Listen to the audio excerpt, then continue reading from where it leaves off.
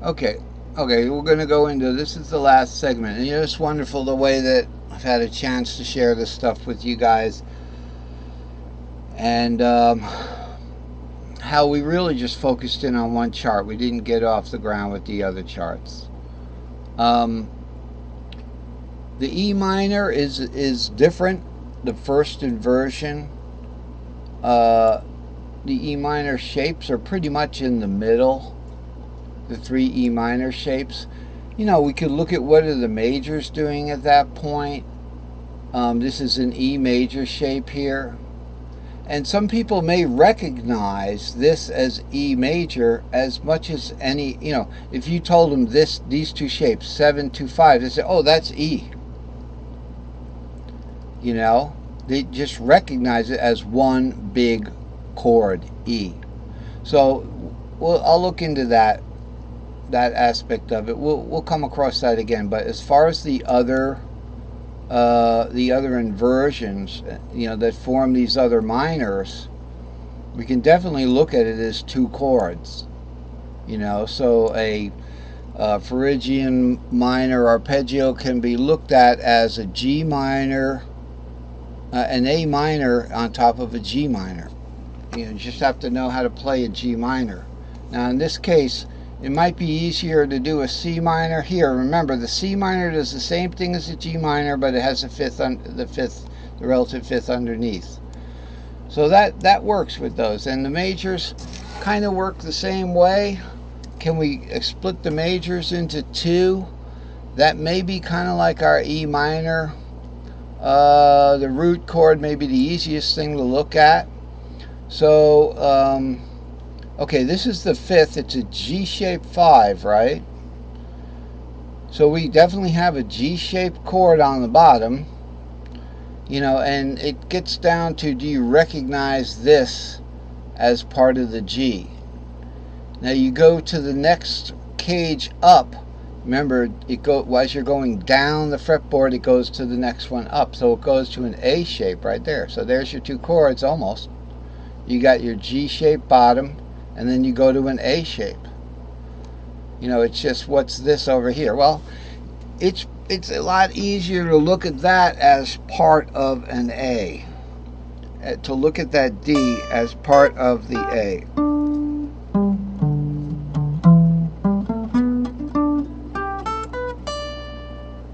Okay? It works for majors too. I knew it worked for majors. So now I want to take a little time, have you, and this is the last segment, all right, and I'm going to put up a couple of things about how I put the frets on the fretboard, or we could just continue on with more theory, but I think we've done a lot of theory today, you know, already. So, all right, so let's just do a little change of pace here. I have to talk about these are the inlays that I made. I've been working on them for years. These are the ones on here are the older ones. The ones up there are the new ones.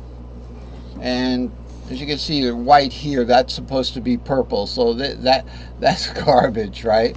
I mean, I could use it for a few frets, but most of them eventually want to have that purple D right there. So this is supposed to be purple, and it wasn't. And that kind of annoyed me. You know, and I've numbered the frets, and I also measured them. Okay? So, here. I guess I didn't have to do what I was doing. Right here. So I measured the frets. And this shows how accurate this stuff gets. So here's the actual size frets, and this is the printed you know, ruler board, and that's 5 centimeters from the print shop, and then I line it up with the ruler, and yeah, it was accurate. So that's one thing I had to do, was make sure what I was printing, the actual size was going to print out actual size. So that's part of it. The other part was measuring the frets. So here we have it's like this part of this Andy class here. This is how I made making of my new e-guitar inlays. Okay, these are the Blues Brothers. I don't know where I got that shirt, but eventually I just hung it up. I think either it was too big for me or it got ripped. I don't know.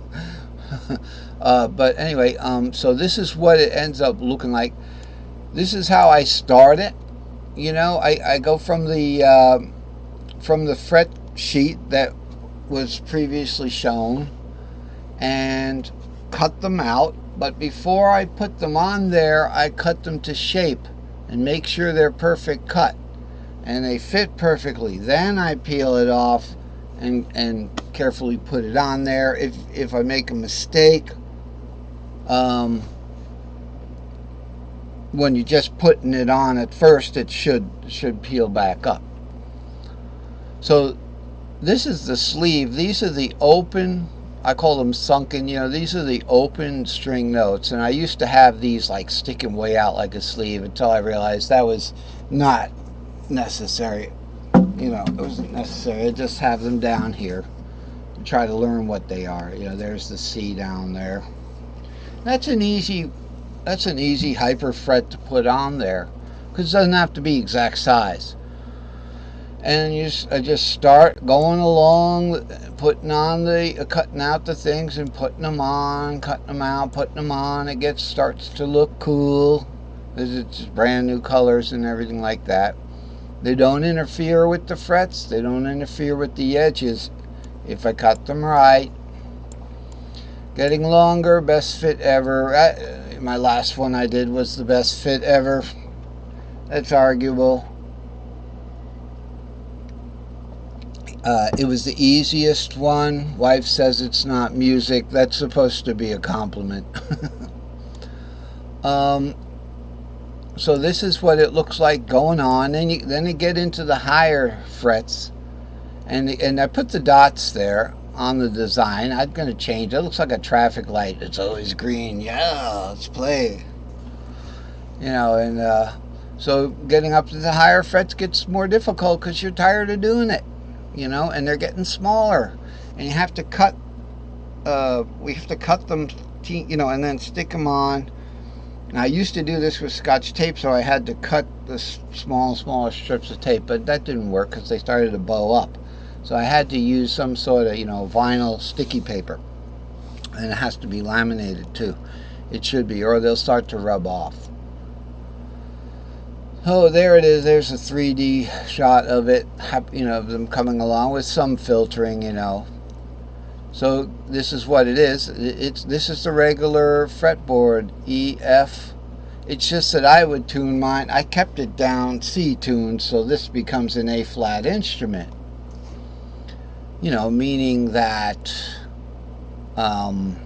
when I play, if this was down tuned to a C, the bottom string would be a C, okay?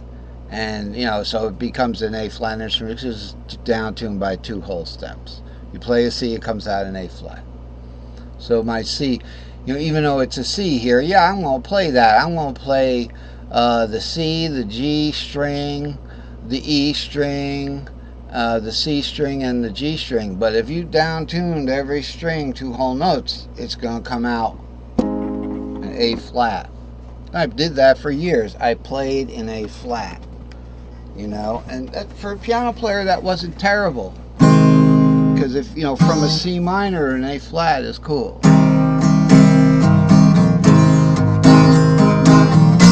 B flat, something like that. But you got to play that stuff right with feeling. If you don't do it with feeling and you just do it mechanically, it loses its magic, kind of thing. So here's what they look like. It's like dueling guitars here. This is looking down the neck, how it looks. I got the dots in the right place, and it really worked out well.